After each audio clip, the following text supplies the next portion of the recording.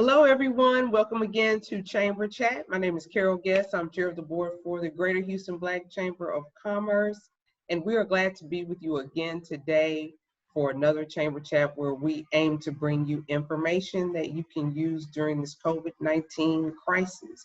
We hope that you and your family are still doing great. I know it's a crazy time, but we're hoping that these Chamber Chats can ease your pain a little bit. And today, we're very, very happy to have an online marketing champion. Lakeisha, I'm going to ask you to please introduce yourself to our chamber members. Of course. My name is Lakeisha Sabah. I'm an online marketing expert, and I work with women entrepreneurs and some really brave men that are looking to attract their ideal clients online using lead magnets and turn them into loyal customers. Yeah. Excellent, excellent. And so we know that these days people are looking to alternative ways to make money. You know, unfortunately, we have members who have lost their jobs, and then we also have businesses that are struggling or have had to shutter their doors. And today we're going to talk about some online business opportunities, some ways in which you can start your own online business. As a means of pivoting. You know, we're definitely in a new normal, but that doesn't mean that all hope is lost. You know, there's still opportunity to make money out here, and Lakeisha is going to tell us how to do that. So let's start with our questions. Awesome. Lakeisha, since the pandemic has just basically wreaked havoc on all of us to a certain extent, a lot of jobs are gone, businesses have gone away. People are starting to look elsewhere to make money, and one of those places is online. So how did you get started with your online business? I got started as a virtual assistant, actually. I worked in corporate America for the majority of my adult life. So that was about 11 years ago. I was 36, and I decided that I had enough of corporate America. But I didn't know exactly what I was going to do. I wanted to become an author because I love reading and writing. And so that was my goal, was to write a book and to just make a living being an author. But no one told me that I'd have to struggle, right? That I'd have to get people to pick up my book, or that I'd have to learn how to market it, or that I'd have to get a publishing company interested in publishing my book. So throughout that time, I didn't have a plan when I left. I just knew that I had enough, but I needed to put food on the table, right? So I was struggled for the most part of it, but I was determined to do something. And so I happened to that introduced me to the online world of virtual assistant. And I said, I can do that.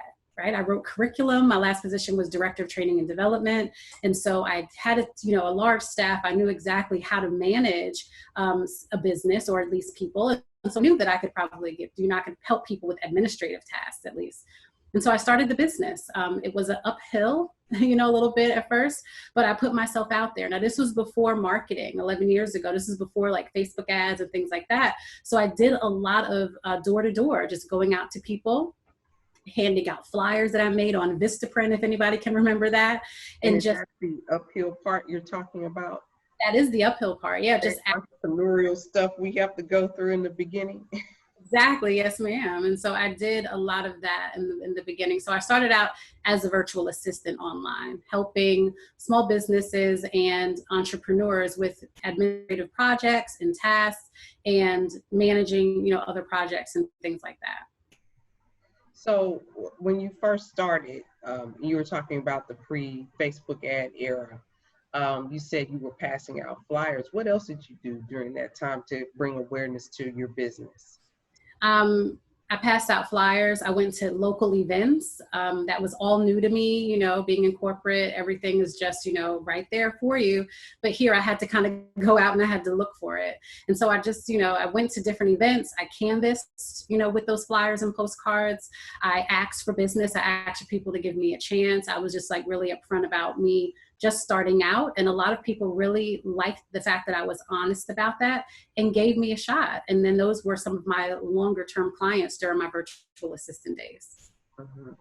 So would you recommend those, for lack of a better term, guerrilla tactics these days? Or will that also work, you think, in addition to some other online marketing tools? Should those tactics still be employed?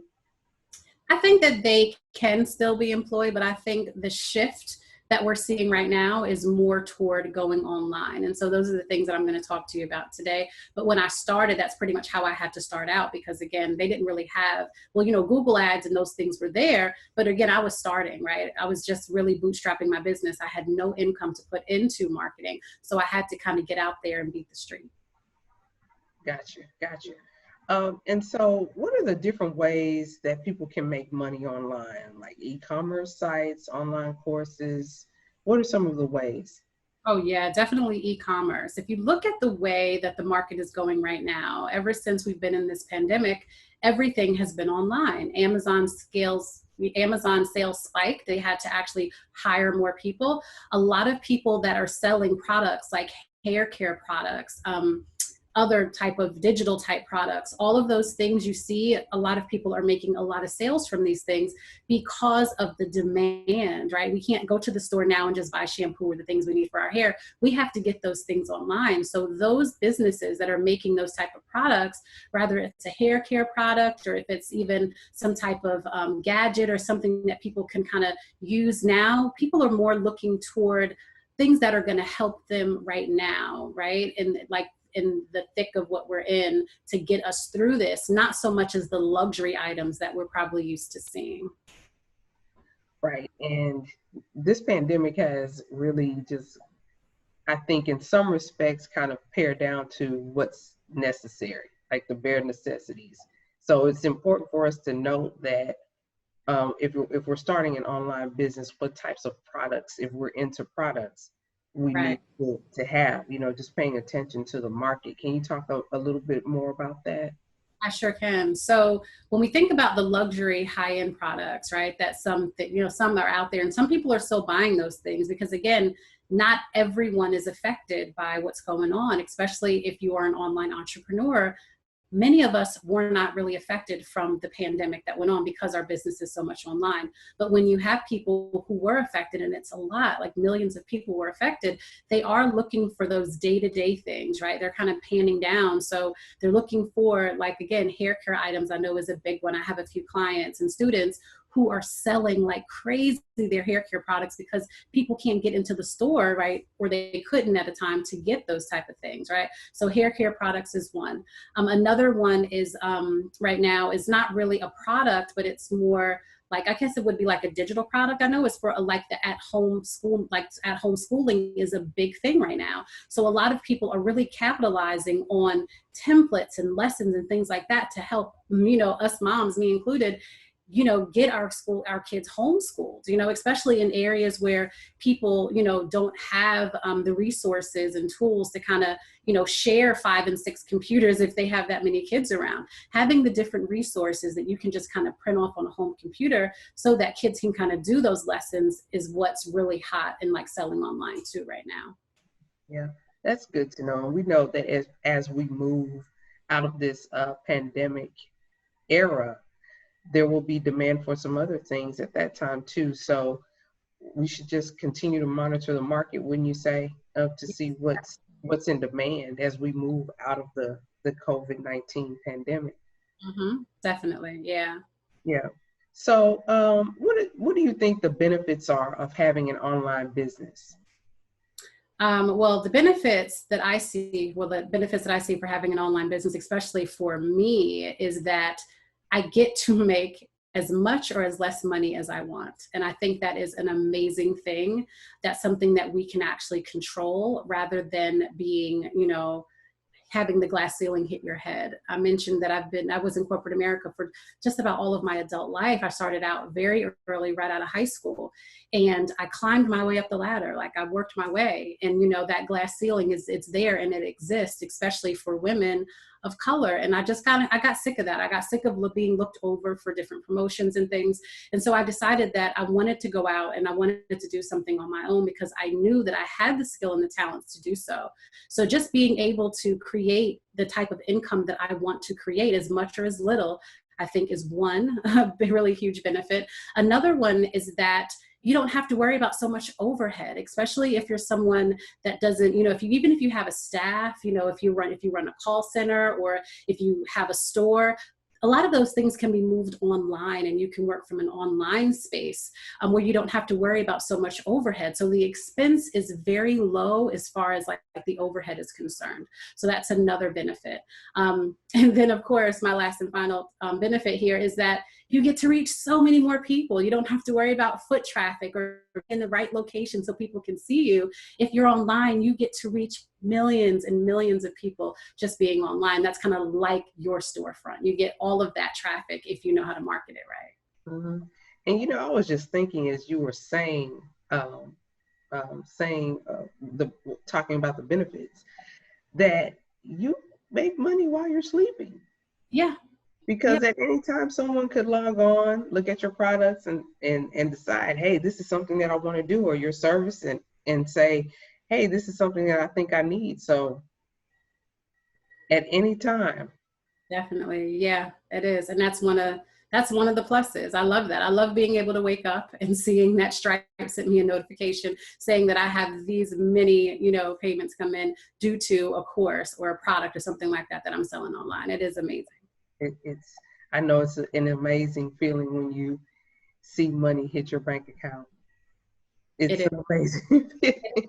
It is. And it's amazing knowing that you made that yourself, right? And you're not really having, other than Uncle Sam, right? And maybe a staff or something like that, you don't have to pay or share that money with anyone else. So yeah. Yeah. So what are some of the pitfalls or things that people interested in starting an online business should look out for? Oh God, there's so many of them. So we have so many gurus online, right? So everybody is an expert at this or that. And so I would say for someone that is considering starting a business online, do your homework. Make sure that the people that you're looking to work with, that they have the knowledge, and not only the knowledge, that they're doing the thing that you want to learn or that you want to hire them for. So many people say that they do this or they do that, and then they're not actually doing the thing. They're going to charge you to teach them or show them how to do it, but they're not actually doing it themselves, right? So you just have to really be careful, because you have a lot of people out here, with scams, because it is an online space and it's so easy to start a business. Someone can just wake up today and say, I'm going to start a business overnight and start a business, right? So you have to be really careful, make sure that you do your, make sure you're checking, to see if this person is who they say they are, if they're doing what they say they're doing. So check all of those things. I'd also say don't let the social media metrics have a vanity, because there was a time, and I think there still is, when you can buy all of those amazing likes and followers and things like that. So don't think because someone has really, really large numbers that they should be the person that you should be following, because they may have purchased those followings, right? But you do have some legit people out here that have worked. They've done the groundwork. They've, grew their following organically. And so those are 9 times out of 10 are the people that you probably want to follow or learn more about. Another thing that I would add to that is, be really careful with shiny object syndrome. It's a thing. It's almost like a squirrel. You know how a squirrel is, a nut here, a nut here, a nut here, right? So what happens is you come on this online world, and it happened to me, and you see all of these amazing things happening. You see all of these amazing coaches. Oh, this person can teach me how to do this. But wait, what about this? But wait, this course, this program, this coach. There's so many. Yeah, it's so many. So you have to make sure that you come in with a goal and an understanding of what it is that you want to do. And when you're just starting out, know exactly who it is that you need to help you from that point, find that person, and then move on to the next, right? So don't try to just take everything in all at one time. Have a goal for when you're coming in, start from where you are, and then just kind of work from there, and then get the help as you need it. And just understanding the difference between a strategist, I'm a strategist, right? And a coach, right? And understanding the definition of those two. A coach is somebody that's going to coach you, that's going to guide you, that's going to hold you accountable for what it is that you need to do. I am a strategist. I help you come up with the strategies that you need so that you can launch your business online and then market to the people, get your products and services in front of the right people. And so with those are two very different things, and just understanding when you need one or the other in your business, right? Do you need accountability and coaching right now, or do you need strategy and structure and somebody that's going to provide you with that map and plan to get you to where you want to go? Right. And when you talk about a plan, I'm sure that like many other people, I know that I've done this. It's happened to me. You receive a plan from someone like you and it just sits somewhere. What do you do to try to motivate your clients to go ahead and execute on the plans that you've provided? Yeah, follow through, right? It's really important, especially for me and my clients, especially in the climate that we're in right now. Now more than ever, it's so important to make sure that you're executing and you're doing what you need to do, because it's a prime market to put those services and products out there right now, especially if you're looking to use like a Facebook ads or some other type of advertisement. And so what I'm doing is I am holding my clients accountable. So a part of my strategy is to also follow up. So when we're done, when we just create the map and we do it and I help you do it, and we create all the different things that you need for your marketing, I'm still there in your ear, like, where are you with this? Because I know that you set a goal for this, so you need to be pushing forward, right? So you still have a little bit of that accountability as well. But for people that may not be able to afford that starting out, I would say get a buddy, get an accountability buddy, get someone else that's an entrepreneur, that's also striving to meet goals, and then get with them so that you can then, meet at a certain time on Sunday evenings or Saturday mornings and say, hey, this is what I have going on. This is what I need to do, so that you can have someone else hold you accountable. It's so important. And it's like tough love, because if you have an accountability partner and they haven't accomplished their goal for whatever the week has been or however often you meet, Right. After a while, you're going to have to tell that person, hey, I think I might need to move on, because it doesn't make sense to have an accountability partner that's never meeting their mark, but you're meeting yours.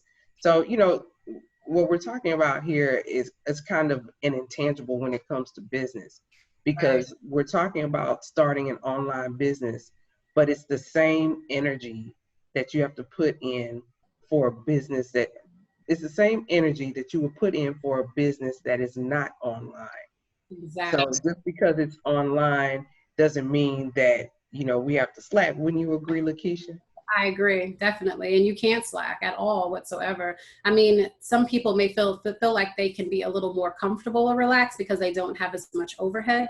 But still, if you're not out there, getting your clients, remember, you just can't open your door and just wait for people to walk by. You have to put yourself out there in front of people. And because it's so many people online, you have to do it in such a way that you're speaking exactly to the people that you need to speak to. So you have to be super specific in your content and the things that you're delivering. You have to know what platform you're going to be on, right? So where's your ideal client? Are they on Facebook? Is it LinkedIn? Is it Instagram? There's so many different platforms. You have to know who your customer is, so that way you can then, weave that path to get to them and then attract them to you. So it's a really interesting dynamic on how you have to do that. But yeah, you definitely can't be relaxed online. You can't. Yeah, I just wanted to bring that to the forefront because, I wouldn't want there to be any misconceptions about how hard you have to work with an Oh, online business. So yeah. thank you for your comments there. And, there are people claiming that they make 6 and 7 figures from an online business, and they take luxurious vacations and so forth, which that's great if it's the truth. So, Right. what's been your experience? Can business owners make that amount of money in just an overnight time, or, does it take a little bit of time? That's a great question. So you have smoke and mirrors, right? So you have people that are putting things out there that are obviously not 100% true. So you have to be careful with that. But that goes back to being careful with who you follow, being careful with who you choose to get your information from. So you do have that, but you also do have some very successful people that have built their business. And so, yes, they are making 6 and 7 figures in their businesses. Yeah. And it can be done. And it's not something that's just for a specific group of people. It can be done. Like, anybody can tap into that and make that type of money, as long as you're ready to show up and do the work, as long as you know the type of product and service that you have is something that's needed in the market space, and you know how to get it to the people that want it. right? And so it is something that can definitely be done. But yeah, there are the smoke and mirrors, to answer your question, but there are some people that are making that type of money, and it's legitimately because they've built that audience. Now, as far as the overnight success thing, I want to say that I have come across a few overnight successes.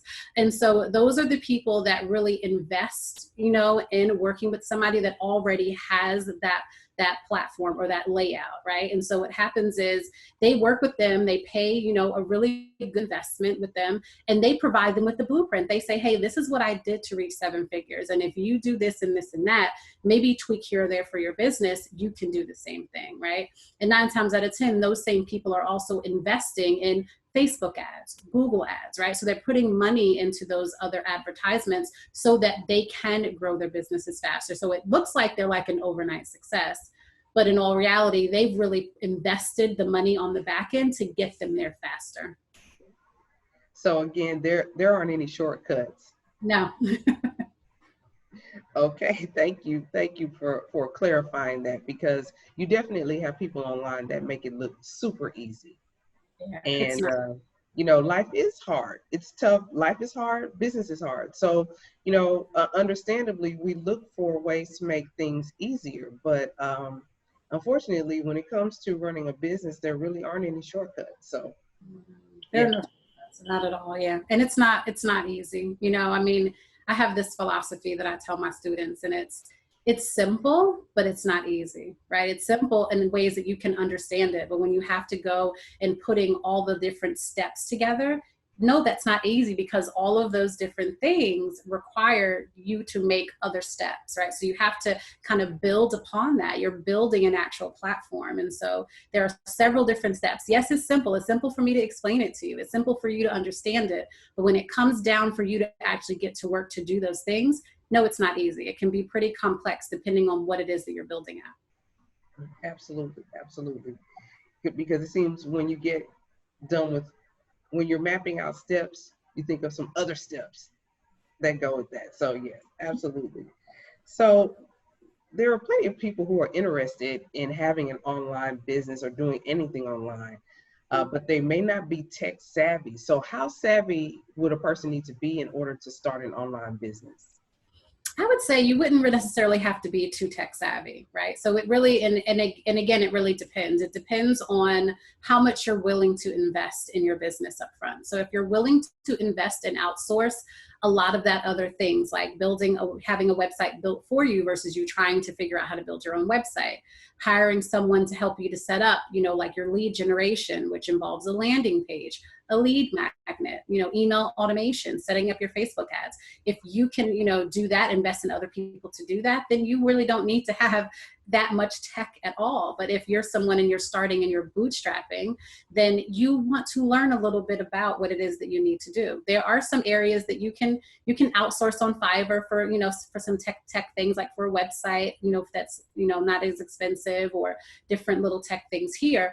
But for the most part, you want to learn how to do as much of that as possible, especially if that's something that you can't afford to have somebody else do for you. Mm-hmm.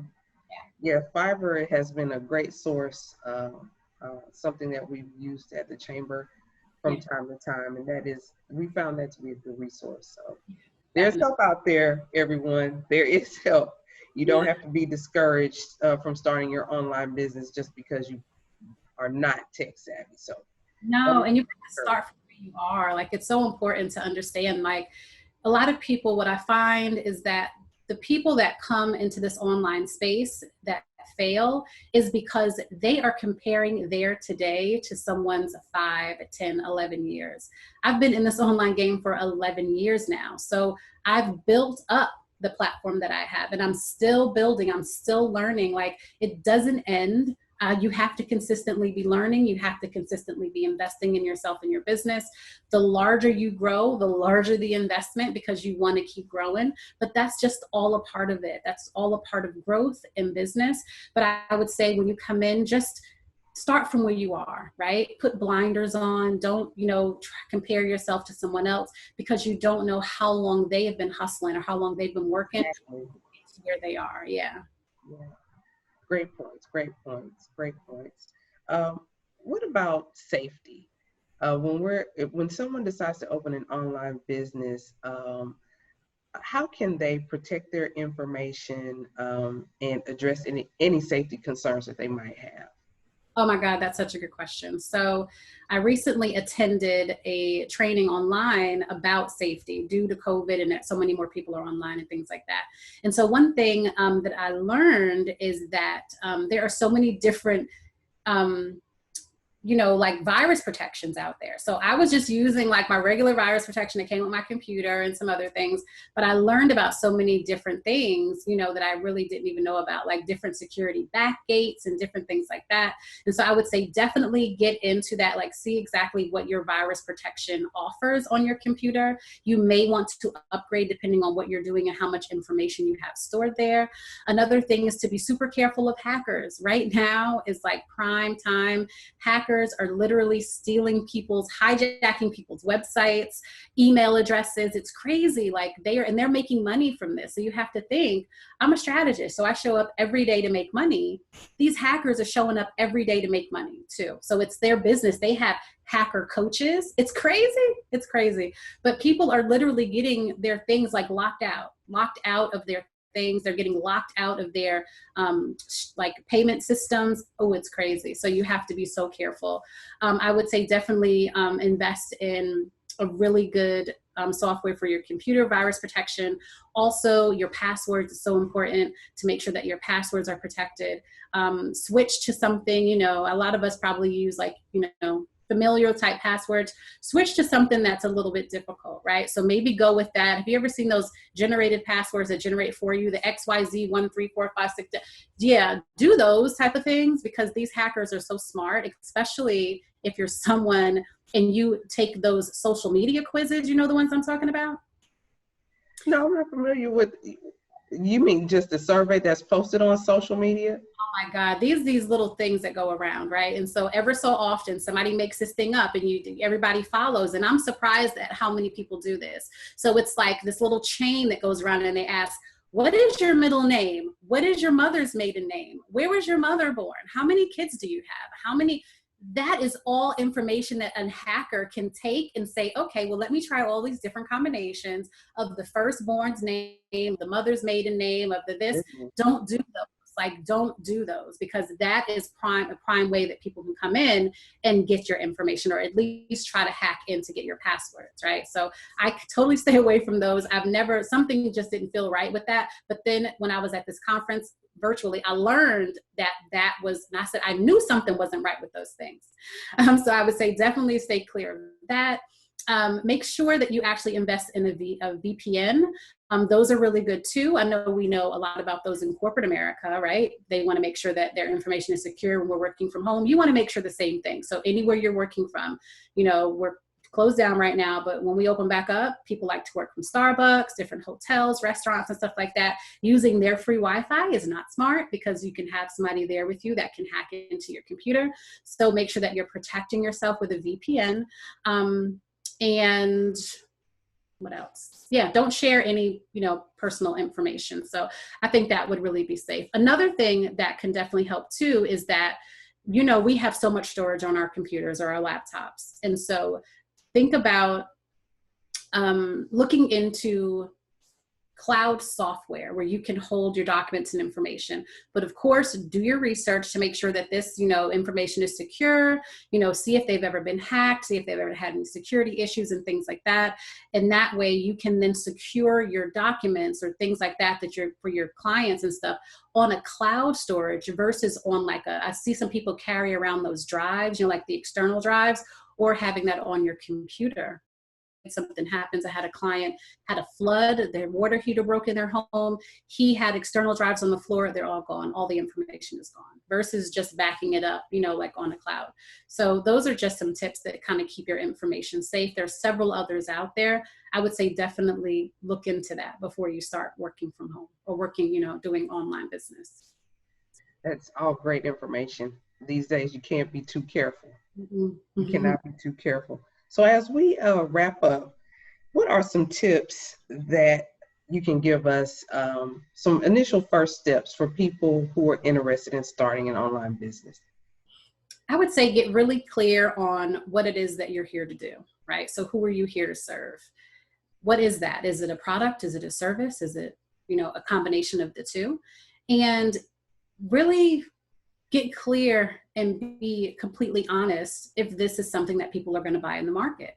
Because honestly, just because we think something is great and amazing, or maybe a family member or a friend think it is, doesn't mean that people are going to buy it. Yeah, it has to be a demand for it. Yeah, you have to make sure that there's a demand for it. You have to make sure that people want the thing that you're offering. And there are several ways to do that. You can test different products or different product ideas before you bring them out, or, spend time, all your wheels trying to launch them and stuff like that. So I would say definitely just make sure that there is a need in the market for it. Another thing is, once you find out the need, find out who needs those things. So you have to get clear on your target audience, your ideal client. You have to know these people so intimately, down to what they're interested in, right? What movies they like, what books they like to read, where do they hang out online? Are they parents? Do they have children? Those things. And I know a lot of people think, why is that so important? Listen, when you start running Facebook ads, you'll see why. There's a tons of information that they collect on us every single day. When you go in there to run Facebook ads, you are going to have so much information that you're going to be able to drill down your audience specifically to a T. And so that's what's going to help you in the long run. Mm-hmm. Yeah. Well, you have given us some great information, Lakeisha. This has been very, very informative, and I hope, Chamber family, that you have gotten some great nuggets from our discussion today. So, Lakeisha, please tell everyone how they can get in touch with you. Yes, you can reach me online everywhere. I'm Lakeisha, Lakisha, Sarbah, Sarbah. You can find me on Facebook, Instagram, LinkedIn. I have a Facebook group on Facebook. It's called Canva DIY for Entrepreneurs. I teach entrepreneurs, newer entrepreneurs and more seasoned entrepreneurs, how to use Canva, which is a DIY graphic design app that's free, how they can use that to, market their business. They can create amazing social media documents and everything like that, lead magnets and logos and all kinds of stuff. So if you're starting a business and you're on a budget, then that is the best way to go. Definitely check out Canva, and then also drop out my group. Excellent. Thank you for that. And as always, Chamber family, we are online with COVID-19 updates, our website, and on social media. So please check us out on all of our social media platforms: LinkedIn, Facebook, Instagram, and YouTube. Also, support our businesses. HoustonByBlack.com is a directory of our membership, and we cover just about any industry that you can think of. So please visit that website, look at our directory, and please support our businesses. So stay tuned next time for Chamber Chat, always Tuesdays and Thursdays at 11 a.m. We appreciate your time. Thank you for visiting with us today. Thank you, Lakeisha Sarbah, and we will see you all next time. Have a great day.